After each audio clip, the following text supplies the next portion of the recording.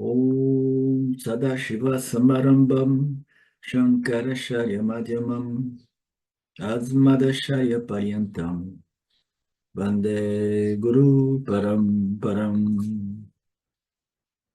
Ishvaro Guratmeti Murti Veda Vibhagine Vyomabda Vyapta Dehaya Dakshinamurtaye Namaha Sava Vedanta Siddhanta Gocharam Tamagocharam Govindam Paramanandam Satguru Pranatoshimaham Om Shanti Shanti Shanti Om Namastê.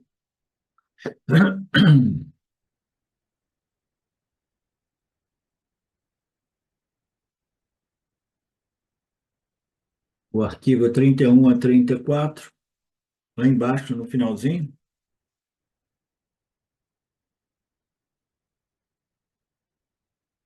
Nós estamos vendo aqui a magia, né,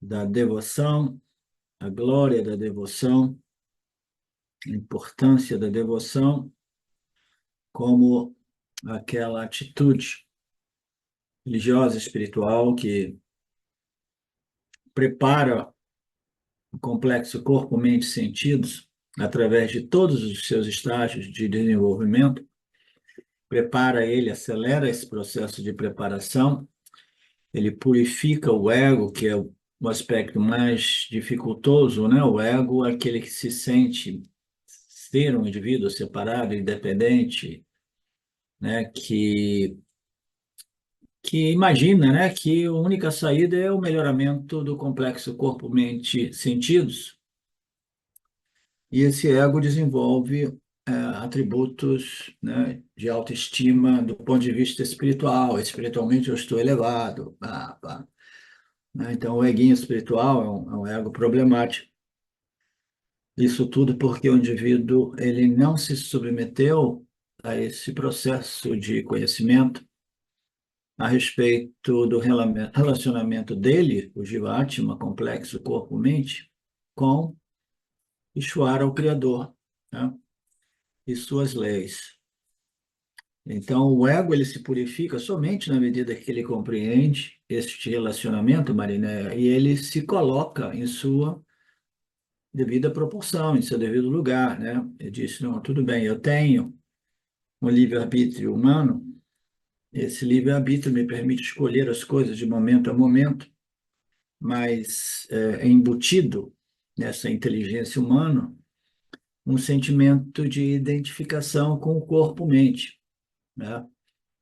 A gente acaba sempre passando por esta ignorância, né, cósmica, que é a identificação com o corpo-mente, o namarupa, né, o nome e a forma do corpo físico e os conceitos, os pensamentos. Então, esta identificação, ela é praticamente inevitável, né? Então, este ego, ele quer realmente, né, achar que não, eu estou melhorando, eu estou melhorando, eu estou melhorando, olha só, isso, pá, agora eu sou um sábio, agora eu sou isso, ó, agora... E todo o processo espiritual, esse ego, ele está ali, né, ainda enganando o buscador em sua real natureza, né? Porque o propósito final é transferir a sua identidade do ego, que é o senso de identificação com corpo, mente e sentidos, para a consciência, que é a nossa real identidade, né?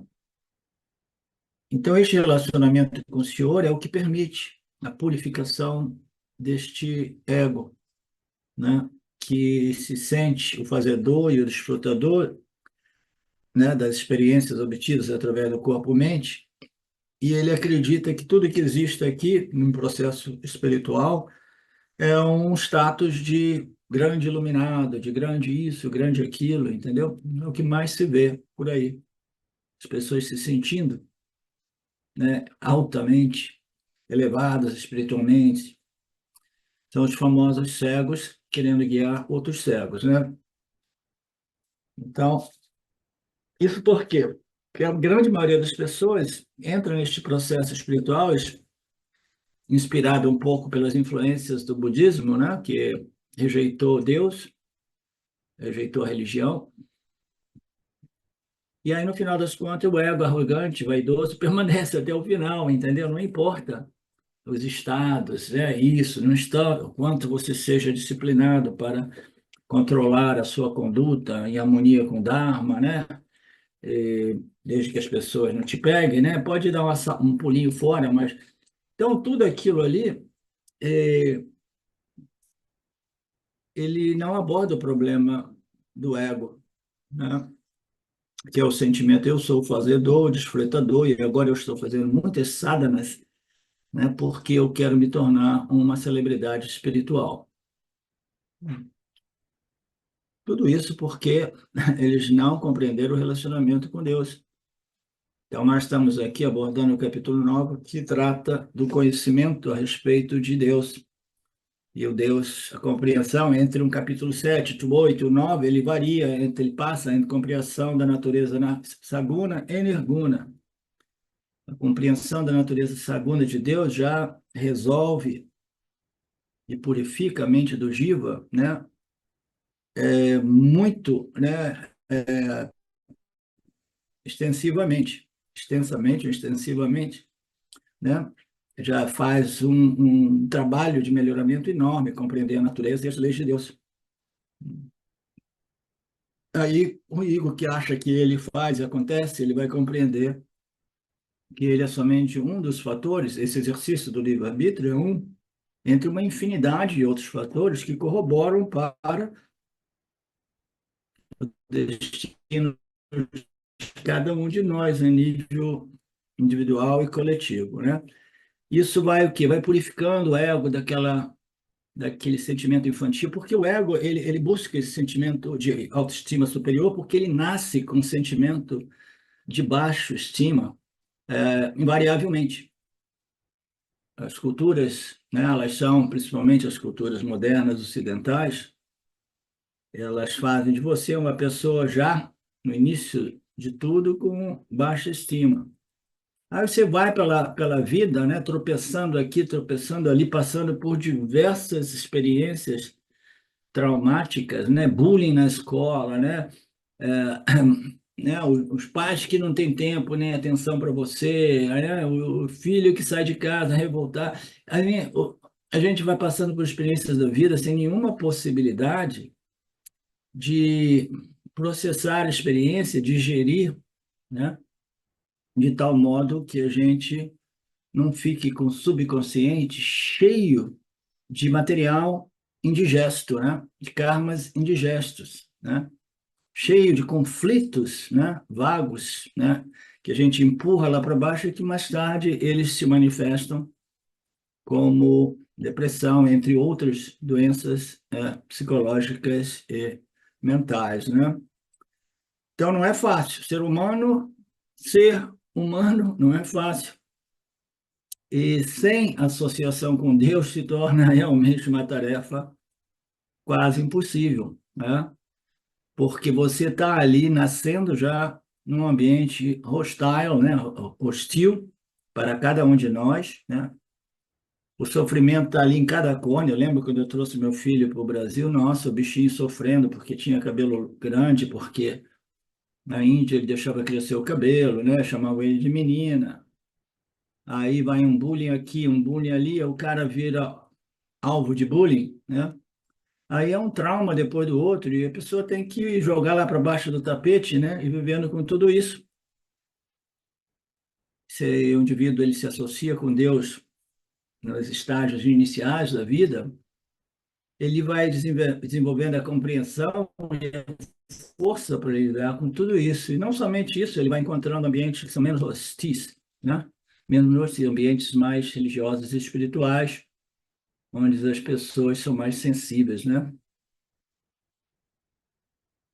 Então, o objetivo aqui é o quê? É compreender a natureza de Deus, até que a gente possa compreender a identidade da nossa natureza com a natureza de Deus, né?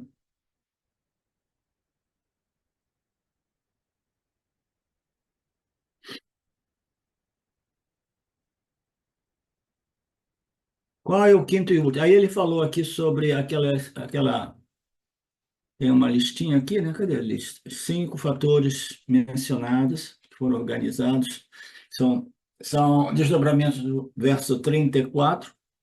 Fixamente em mim, seja meu devoto, saiba que este relacionamento, a compreensão deste relacionamento entre você e eu deve ser o objetivo supremo, porque é o único que vai permitir que você veja uma vida, viva uma vida feliz e alegre e pacificada. A compreensão não somente da minha natureza, não somente das minhas leis, mas também, né, fica implícito a compreensão desse relacionamento entre você e a lei do karma, né, que é a expressão mais tangível daquilo que eu sou como Lorde, né, Lorde deste universo. Então, fixando a mente em mim, você alcançará a minha natureza suprema, a compreensão da minha natureza suprema. Eu sou o ser que vive nos seres, de todos os seres, né? Aprenda a amar a Deus,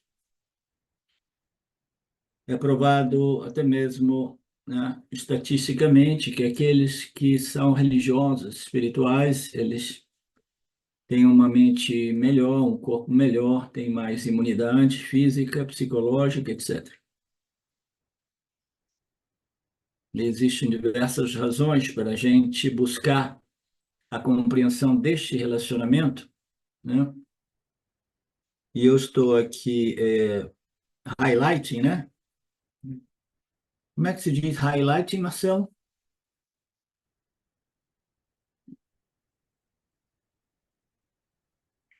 Destacando alguma coisa nesse sentido? Destacando, né? Diversos motivos para a gente compreender que a compreensão da natureza de Deus deve ser o objetivo supremo, é porque todos nós queremos vir aqui para desfrutar a nossa natureza Ananda, né? E você precisa compreender a natureza de Deus Saguna de modo a você viver de modo feliz e alegre, contente, porque você não está, né, violando as leis e princípios de Deus. Você compreendeu? Deus, em sua expressão, digamos assim, mais importante, que são as leis e princípios de Deus, né? Então você vai viver em paz, vai obter a paz suprema, você se adequou, se conformou, né? Se harmonizou com as leis, se observa o Dharma. Então esse deve ser o objetivo supremo. Por quê? Porque todos nós queremos ser felizes aqui. E depois, uma pessoa feliz e alegre, ela naturalmente, pessoa religiosa, espiritual, que é feliz e alegre, naturalmente ela é qualificada do Vedanta. Fixamente em mim. Então, a gente está viajando do sul até o norte da Índia. A gente passa por 15, 20 paradas, né? Mas em cada parada que você desce e transaciona ali, você jamais esquece qual é a sua destinação suprema, né? Que é lá Kashmir, por exemplo, né? Delhi. Então, do mesmo modo, a gente vive a vida passando por diversas, né, interações, exercendo diversos papéis, mas jamais perdendo de vista qual é o meu objetivo supremo, qual é a minha destinação suprema, né? O propósito da minha vida é o quê? É compreender a minha natureza em Deus.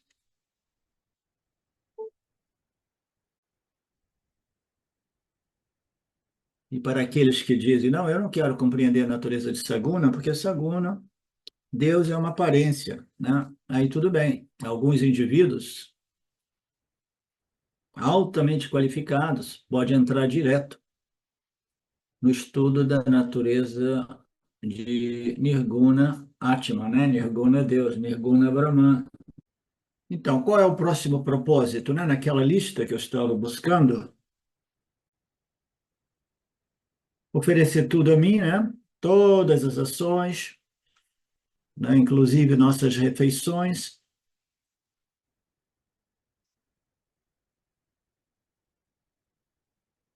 Então, é mais ou menos isso. Nós vimos tudo isso até que, dentro daqueles 5 conceitos apresentados naquele verso, né? Tem o conceito do. Lembre-se, quando você cresce especialmente, não se torne arrogante, né? Então, aqui vai para aquele conceito do ego, né? Porque ele fala: saiba que os meus devotos jamais irão ter uma queda, né? Definitiva, né? Eles podem, né, escorregar um pouco aqui e ali, mas não, eu protegerei os meus devotos, né? Você definitivamente progredirá espiritualmente. Se você seguir as orientações, os conceitos, os passos sugeridos nesse capítulo 32, você irá crescer espiritualmente. Mas, atenção, não se torne espiritualmente arrogante, né? E a coisa é que a arrogância espiritual, muito frequentemente, ela é muito bem mascarada com uma falsa humildade espiritual.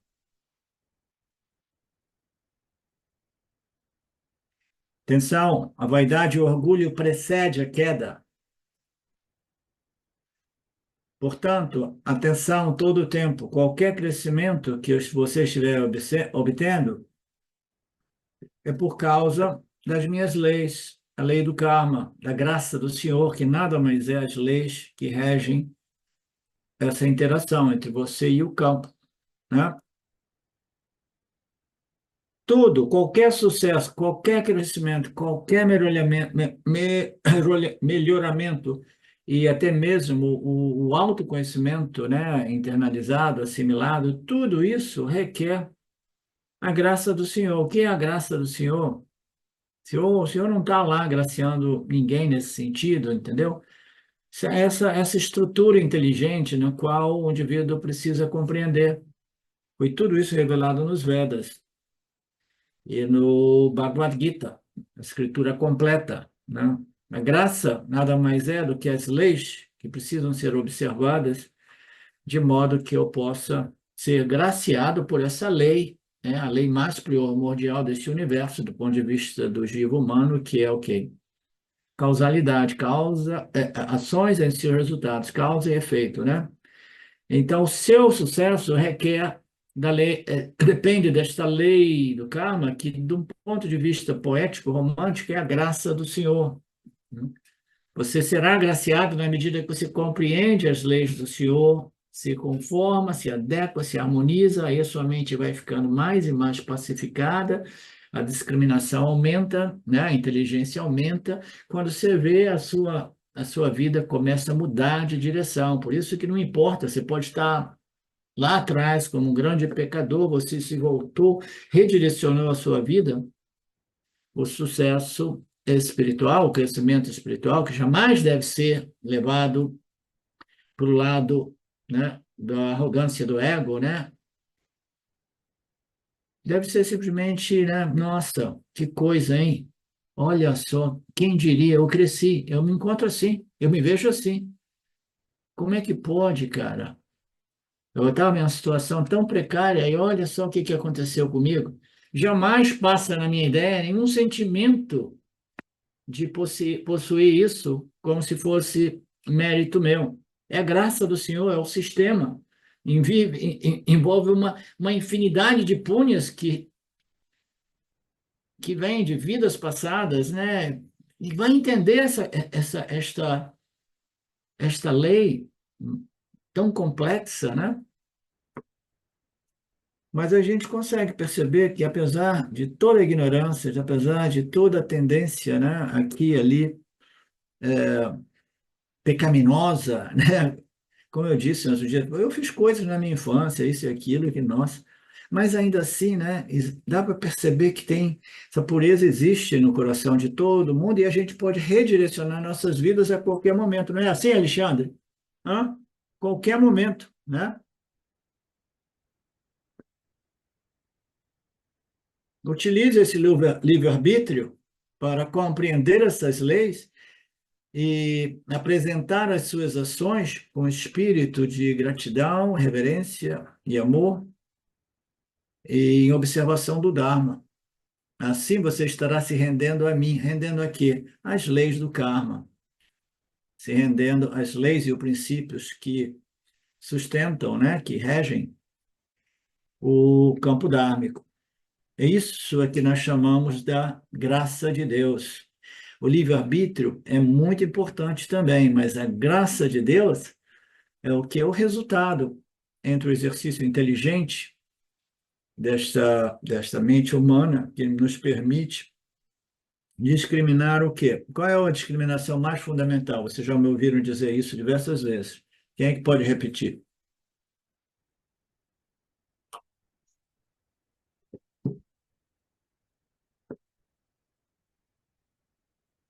Estão acompanhando a aula? Nós temos a inteligência nos permite discriminar entre o que eu quero e o que eu não quero, o que eu gosto e o que eu não gosto, mas eu, quando me torno uma pessoa mais inteligente, mais refinada, eu começo a compreender que existe algo superior aos meus gostos e desgostos, e isso é o que? As leis de Deus. Eu vou discriminar entre me conformar às leis de Deus ou violá-las. Aí a gente tem que saber, né? E toda estrutura religiosa vai dizer, ó, se você pecar, se você violar as leis, você vai sofrer o pão que o diabo amassou. As pessoas não acreditam, né?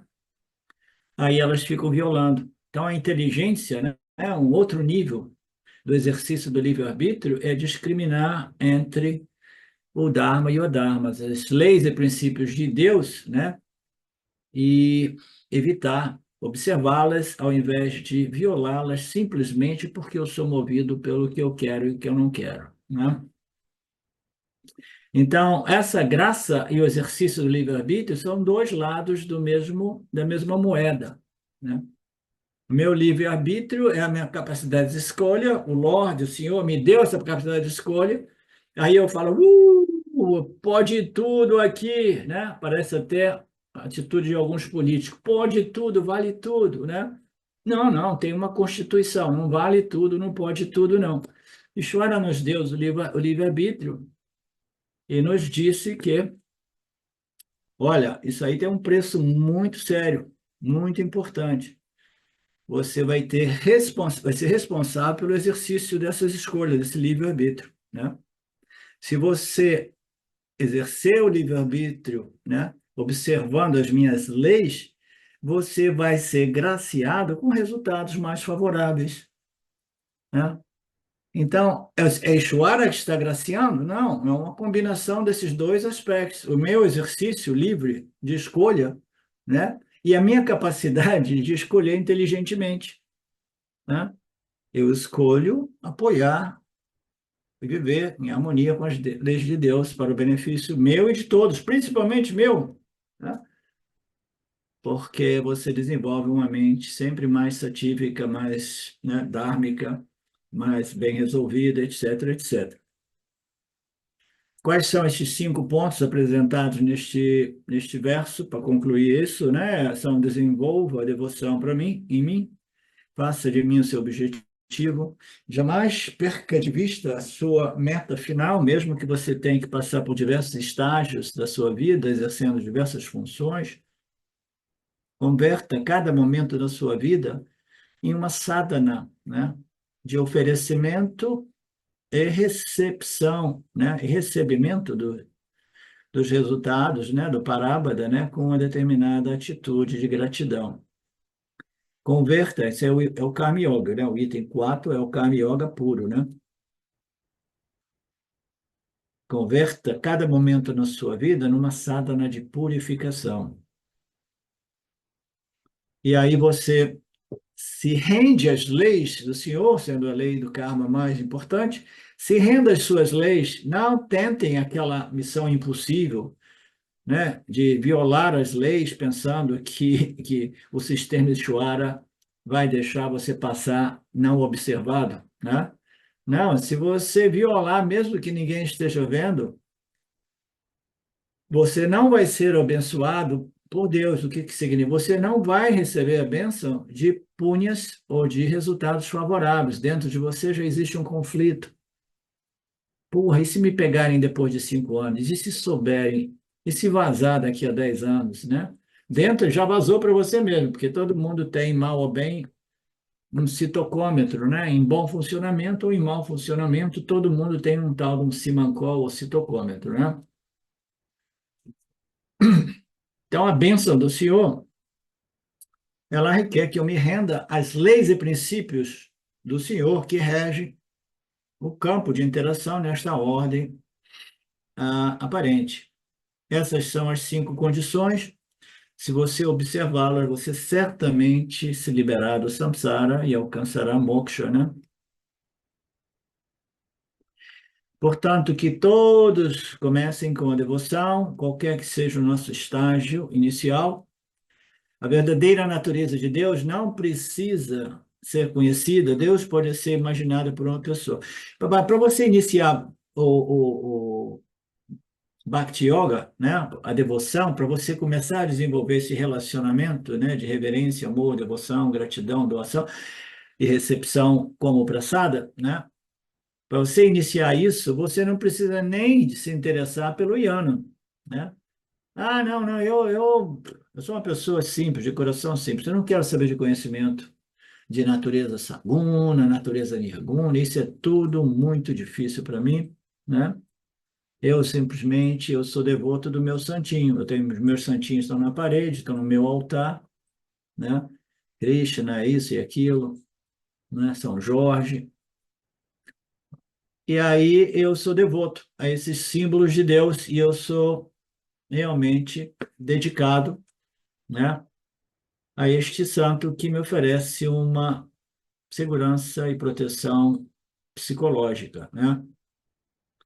E aí eu fico, ouvi dizer que tem céu e tem inferno, é melhor me comportar, e eu desenvolvo uma motivação para não ir para o inferno, né? Então eu vou começando a observar mais o Dharma. Então, qualquer que seja o nível, né? Você não precisa nem querer compreender a natureza saguna de Deus, é importante que você comece, né?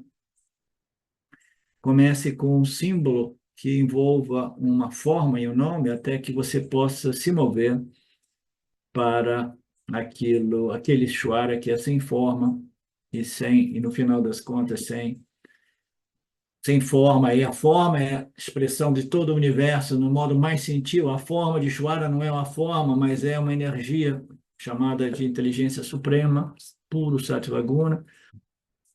Então, o Deus com forma, o Deus sem forma, antes do Deus com forma, o Deus, né, colorido pelos gunas de Sattvaguna, como inteligência suprema, manifesto como inteiro o universo de todos os Namarupas, né? Até você chegar no Deus Nirguna, né? E assim termina o 9º capítulo, chamado Raja Vidya, Raja Guhya Yoga, que é a essência das Upanishads, que trata do conhecimento de Brahman, bem como das disciplinas preparatórias e que está na forma de um diálogo entre o Senhor Krishna e Arjuna. De novo, no Gita se faz referência do Gita como o Gita Upanishads, né? Porque são os conhecimentos extraídos do Upanishad. Há quem diga que o Gita é principalmente, né, ensinamento Upanishads, eu acho que o Shankaracharya falou isso, né, Marcelo? E outros, eles acham, não, é mais uma escritura de Dharma e de Karma Yoga, né? Mas se a gente for ver cuidadosamente, não existe um capítulo que não aborde realmente, né, aqui e ali, o aspecto do Yin Yoga, do Vedanta, né, que é o conhecimento a respeito do Nirguna Atman, que é o conhecimento que liberta realmente, né? Então, esta é a beleza do Gita, por isso nós o denominamos a beleza do Gita, este nosso seminário, webinário. Então, vamos passar para o próximo arquivo, que é um resumo. Aí o Swami, né, esnoba conhecimento do Gita, né, ele conhece da frente para trás, de trás para frente, ele começou a estudar tudo isso quando era garoto, não fez mais nada na vida que não tenha sido isso, né? E aí ele fala que no 8º capítulo, né, nós estudamos mais a natureza Saguna Ishvara, na forma de quê? De Upasana, né? Porque você pode também abordar Saguna Ishvara do ponto de vista do Karma Yoga, né? Você está se rendendo às leis do karma, apresentando o seu karma, as suas ações, sem expectativas a respeito dos resultados. O Karma Yoga é um grande preparador, purificador. Aqui, no capítulo 8º, a gente ainda estava, né, desdobrando o capítulo 6, que tratava do Upasana. Qual é a diferença do Karma Yoga e o Upasana? O Karma Yoga, você, em ação, em interação com o campo, você está praticando a yoga, né? Lembrando dos ensinamentos, dedicando as ações com uma determinada atitude, recebendo os resultados com força, elegância, né? E equilíbrio, sabendo que a gente não pode mudar as leis, uma lei que é a lei mais fundamental do universo, que é a lei do karma, né? Então, tudo isso foi elaborado no 8º, Saguna Ishvara, na forma de meditação. Então, o Passana é o quê? O Passana é assim, não, agora eu sou um caminhão, ok? Eu sou um caminhão, não existe nenhum conflito entre nada disso. Mas, sempre que eu tenho tempo, eu gosto de meditar, né? Como Karma Yogi, eu interajo com o meu meio ambiente, sempre compreendendo Saguna Ishvara, leis e princípios que regem o campo, né? Que eu tenho que observar. Eu preciso me harmonizar com essas leis e desenvolver um determinado sentimento devocional, de gratidão, de, né, isso e daquilo, e, ao mesmo tempo, nenhuma expectativa a respeito do que será o nosso destino, nosso parábada, né? Então, no Kami-yoga, eu estou fazendo tudo isso, mas chega de noite assim, não, agora eu não preciso interagir, então eu quero lembrar de Ishvara sem estar interagindo, né? Então, isso a gente chama de quê? Ok, agora eu vou para a minha poltrona ou minha almofada de meditação e eu vou simplesmente lembrar os ensinamentos do Karma Yoga, né? E eu vou contemplar a natureza deste Deus como uma inteligência suprema e o modo qual ele, né, é a totalidade de todos os fatores que corroboram para os nossos destinos e o motivo, né, que eu tenho para compreender isso, né, a motivação, é porque aí eu vou abandonar todas as falsas expectativas de controle, né? Eu compreendi a lei de Deus, então eu não tenho mais aquelas falsas, ilusórias expectativas que estão sujeitas à frustração o tempo todo, raiva, irritação, né? Você vai lembrando de tudo isso, essa inteligência suprema. Então, a devoção está ali, né? Você não está agindo, você não está interagindo, você está contemplando. Meditação, do ponto de vista do Vedanta, o pássaro do Vedanta, é contemplando. Contemplando o quê? Os ensinamentos a respeito da natureza saguna, como visto neste capítulo, né? No 8º capítulo. Então, você está fazendo isso, então isso é chamado de Upasana, lembrando dos ensinamentos no silêncio do seu quarto, né? É uma meditação difícil? É. A maioria das pessoas querem meditar num mantra, repetindo um conceito, repetindo um mantra, ou focando num objeto que seja a imagem de Krishna, que é uma meditação, um Upasana ainda bem mais primária, rudimentar, né? Grosseira. Eu vou meditar em quê? Na imagem de Cristo. Tudo que eu preciso é desenvolver essa impressão mental da imagem de Cristo, né, pai? E depois eu falo assim, pô, por que eu estou fazendo isso? Me faz bem, a minha mente fica focada, isso e aquilo. Mas aí, não, eu tenho que compreender melhor o que é esse tal de Krishna, né? Aí eu vou começar a ver quais são os atributos, qualidades e características deste Krishna, né? E há quem diga que ele tocava flauta, dançava, que ele tinha 250 mil mulheres, em todos esses aspectos, né? E você vai se interessando. Mas, no final, tudo isso precisa ser transcendido e você vai meditar na natureza de Ishvara como puro Sattva-guna, compreendendo, aí você já está compreendendo tudo, né? Você está compreendendo Maya, o modo qual que os elementos se desenvolvem a partir das três energias e por que que essa Sattva-guna é a causa inteligente do universo, porque ali é contido toda a inteligência, porque Sattva é, né, a energia do conhecimento. Então, você vai compreendendo tudo isso, você vai desenvolvendo essa visão de Mithya, essa visão desta ordem aparente. Para que você vai querer investir tanto nessa visão de Mithya? Porque você precisa compreender, né, muito precisamente Mithya para interagir de um tal modo que essa interação já é uma sadhana que te prepara para compreender a natureza Satya como o substrato de Mithya. Tá? Então, a gente não pode jogar fora os ensinamentos, né, de Saguna Deus, de Saguna Brahman. Aí ele lembra aqui que ele viu naqueles capítulos anteriores que tem o Kramamukti, que é aquele que passa por essa vida, ele é um devoto de Saguna Ishvara, ele faz meditação, de repente ele até vira um Karma Yoga, né? Mas quase sempre é simplesmente meditação, meditação, aí desenvolve determinadas tendências místicas, né? E deixa esse corpo, vai para uma loca elevada e lá ele obtém esta libertação, o moksha gradual. Eu acho isso irrelevante, eu já falei para vocês, mas ao mesmo tempo respeito ao Swami. Estou lembrando aqui que nós vimos isso também. A gente quer o quê? A gente quer a graduação, a libertação nesta vida, direta, né?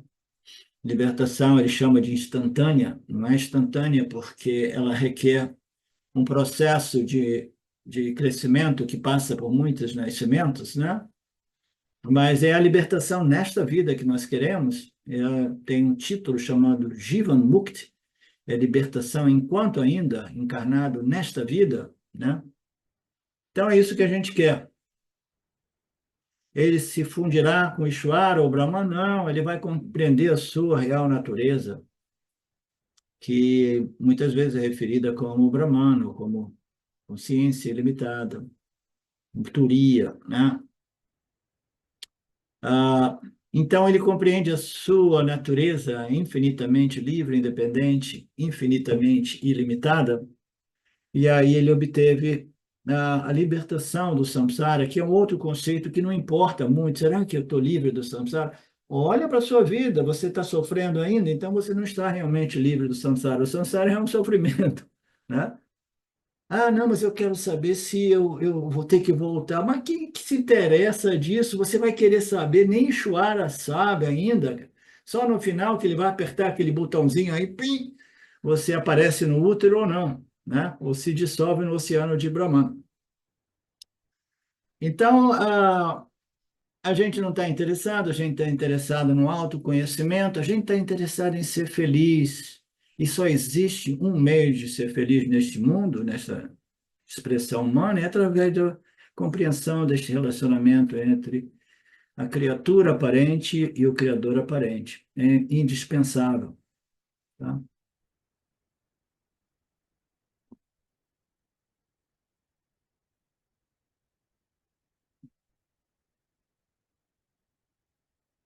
Ok, deixando para trás essa parte menos relevante,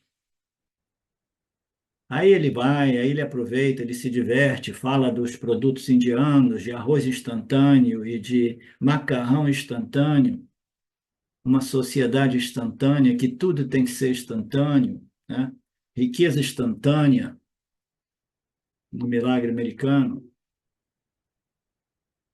E aí as pessoas vêm pro círculo espiritual, né? No âmbito espiritual, eles estão tão acostumados com gratificação, resultados instantâneos, que eles querem iluminação instantânea, pensando que iluminação seja um status pro ego. O ego agora é iluminado, tá?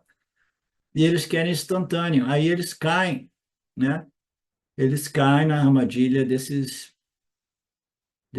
babagis da vida que oferecem, né, iluminação, como se realmente existisse iluminação. Existe somente conhecimento ou ignorância? Você compreende que você é a única luz, o único pramana realmente, que é a consciência? Ou você não compreende? E a compreensão depende das qualidades do discípulo, né? Nenhum guru pode dar iluminação a ninguém.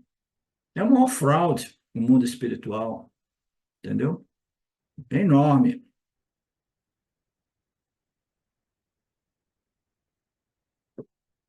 Então, eu vou para um guru de iluminação instantânea, libertação imediata,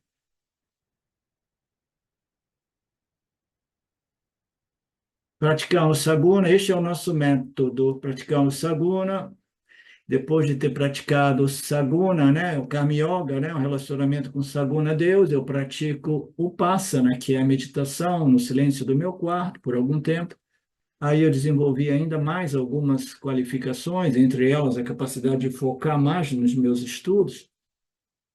Aí aquilo vai fazendo uma purificação e integração. Integração de quê? Das diversas funções da mente humana, do corpo sutil humano. Ele vai sendo desenvolvido. Ah, eu sou muito emocional, então você tem que integrar esses centros de modo que eles estejam, né? O James costumava dizer, não sei se ele viu ou se ele inventou, geometricamente equilibrado, ou que esteja bem balançado, bem integrado, entendeu? Você não quer suprimir totalmente o seu centro mental emocional,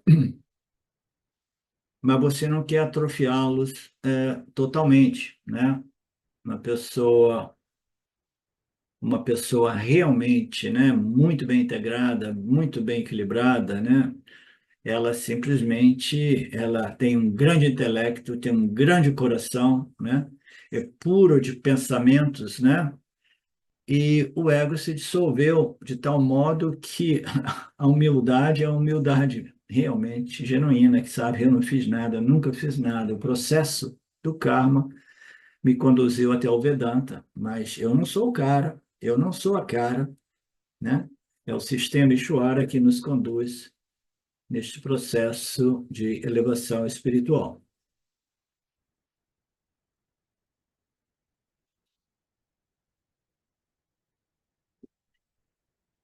No Manduka, o Swami nos lembra aquilo que não pode ser visto nem apreendido pelos sentidos, aquilo que não tem originação, a gente viu isso tanto no Mandukya, né? Não tem origem, originação, criação, iniciação, né? Aquilo que não tem forma, não tem nome, aquilo que os cinco canais de percepção não conseguem captar, hum? Aquilo que é todo pervasivo, Marcelo, né? Então, essa história de todo pervasivo Marcelo, o pessoal aí da internet jamais vai entender, né? Primeiro eles vão ficar curiosos, quem é o Marcelo, né? Aí vão pensar, como é que esse tal de Marcelo pode ser todo pervasivo, né? Então, esse é um conceito que 99,9999 as pessoas, até mesmo nos círculos vedânticos, né, ou do Yin Yoga, não conseguem compreender algo que é o substrato de todo o universo. Aquilo que é o mais sutil do sutil, aquilo que é imperecível, aquilo que os sábios consideram a origem aparente de todos os seres, porque não é realmente a origem de nada, porque não existe realmente nada, mas somente uma projeção tal qual a mirage na areia do deserto. Uma outra passagem do Kata Upanishad diz: aquele indivíduo que percebe o Atman sem nenhumas atributos, né, dos cinco sentidos, ele não tem som, ele ele não tem tato, não tem forma, ele não tem nascimento, não tem sabor, não tem cheiro. ele não tem início nem fim, ele até mesmo além da Hiranyagarbha. Hiranyagarbha é o quê? É a mente, né? A mente macro deste universo. Tudo aquilo que é registrado, passado, presente e futuro, a nível sutil, a nível mental, impressões mentais, emocionais, o Hiranyagarbha. Ele é além disso, né? Ele é além de Ishvara, né? Também, que é o macrocósmico causal, aquilo que é imutável. Somente aquele que compreende esta natureza do Atma, ele fica livre das mandíbulas do tempo, das mandíbulas da morte, né? Da morte. Todo mundo gostaria de viver muito, né? Eu tenho tocado nesse assunto ultimamente. Você não tem ideia do que está acontecendo no mundo. Eu acredito que vocês não têm ideia. Mas o que a gente está vivendo agora, a explosão da tecnologia nossa nos dias de hoje, é além da imaginação da maioria de nós. Então, esse pessoal super bilionário, eles chegaram ao ponto que eles querem escapar da mandíbula da morte. Eles querem, eles não aceitam, eles ficam indignados com isso. Eu vi alguns debates entre eles, eu encontro essas coisas, né, em algumas plataformas. Eles não aceitam a morte. E a solução é o que? A tecnologia. Eu tenho que me tornar uma entidade cyborg movida por inteligência artificial. Mas as escrituras dizem, não, você fazendo isso, você vai perder a sua alma. Porque a alma nada mais é do que uma mente, né? Um fenômeno inteligente, natural, né? Com base, né? Da interação deste organismo biológico, que em um campo de interação, você vai desenvolvendo uma inteligência humana. Se você deixar com que eles override, né? Escreva, sopra ou anule esta mente, né? Essa mente orgânica, natural, que depende da interação com o seu campo para extrair sabedoria, etc. Se você aceitar os implantes artificiais, né, você já não está mais exercendo o livre-arbítrio humano, né?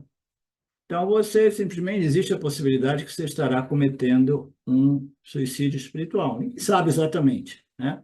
Mas se você abre mão do seu livre-arbítrio por um motivo ou outro, se eles forçam você a receber todos os implantes, você se torna um cyborg, aí começa a fundir você com outros elementos sintéticos, né? Que pode até criar um corpo parecido com o corpo biológico humano, mas aí você já não está naquele processo, você já não é realmente uma criatura, né, do Criador, você é uma criatura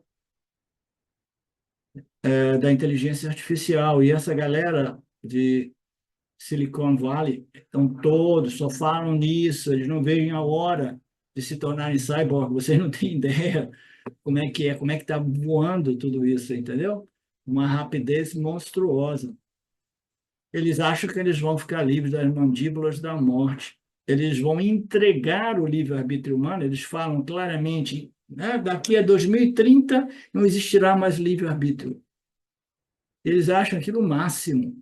Essa história de livre-arbítrio é coisa do passado. E aqui a gente diz que existe um modo de se livrar das mandíbulas da morte, que é conhecer o Nirguna Atma, a real natureza intrínseca de todos nós. Não?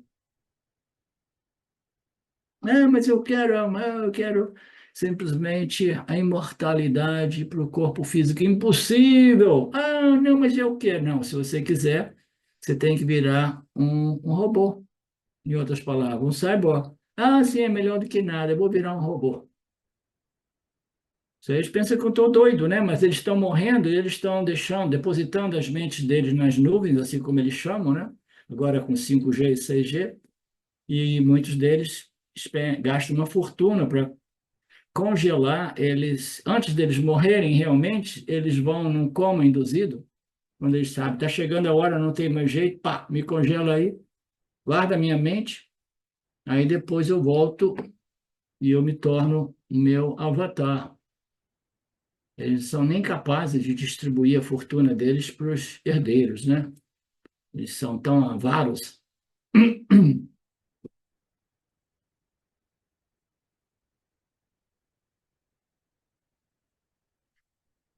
Jnana Yoga é o objetivo final, a compreensão de Nirguna e Ishvara. Isso no capítulo 7, qual foi a palavra usada? A gente viu muito isso, Paraya, Paraprakriti. São termos diferentes, apontando para a mesma coisa, Saguna e Nirguna, né? Compreensão da minha natureza Saguna, a natureza de Saguna Deus, Saguna Ishvara, né? É a natureza a Paraprakriti, né? Como resultado, né, uma pessoa alcança o autoconhecimento nesta vida e ele desfruta de quê? De Jivan Mukti e de mais tarde Videha Mukti. Videha Mukti é um outro conceito que até mesmo o Jivan Mukti é um conceito, mas o Videha Mukti é um conceito que não tem nenhum elemento experiencial. O Jivamukta tem um elemento de benefício experiencial. O Yanni, na medida que ele internaliza, etc., ele vai vendo uma transformação muito misteriosa acontecendo e ele simplesmente esgota a sua passagem aqui, a sua vida, essa encarnação nesse corpo, né, com uma sensação de paz, satisfação, de gratidão, entendeu? De alegria, né? De alegria que toca as pessoas, né? Eu vim aqui para dar uma força para o pessoal, depois do falecimento, eu vejo que eu toco, quando eu estou vendo aqui o meu irmão, né? A gente tinha sempre aquelas coisas, e agora, né? Ele começa a ver que tem alguma coisa, não sei se ele está aqui, tem alguma coisa, ele quer mais, entendeu? Porque essa alegria decorrente do autoconhecimento, né, que são os frutos, vai tocando as pessoas, né? Mas o Videhamukti não. O Videhamukti é um conceito referente à dissolução da alma individual que não tem nenhum elemento experiencial. Ela simplesmente deixa de existir como indivíduo.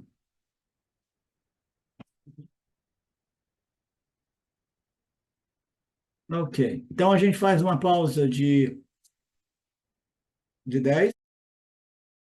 Om Purnamada Purnamidam Purnamudachyate Purnasya Purnamadaya Purnamevavashishate Om Shanti Shanti Shanti Om.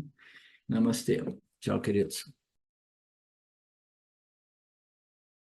Olá, queria trazer aqui para vocês o quanto eu tenho me beneficiado dos ensinamentos do Vedanta. Esses ensinamentos do Vedanta, eles mudaram a minha vida, o meu estilo de vida, né?